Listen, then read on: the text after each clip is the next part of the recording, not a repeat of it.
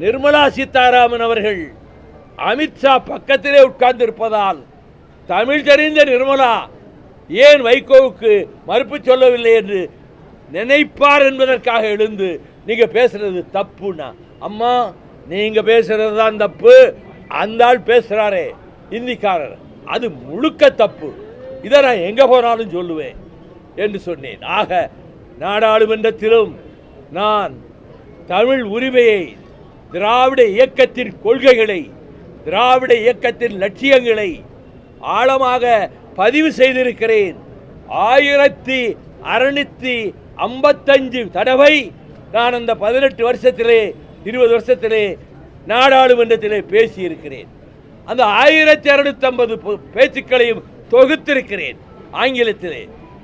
அதே ஒரு சந்தர்ப்பம் வருகிற பொழுது டெல்லியிலே பெரிய தலைவர்களை எல்லோரையும் அழைத்து அங்கே வெளியிட வேண்டும் என்ற ஒரு கனவாகவே எனக்கு இருக்கிறது.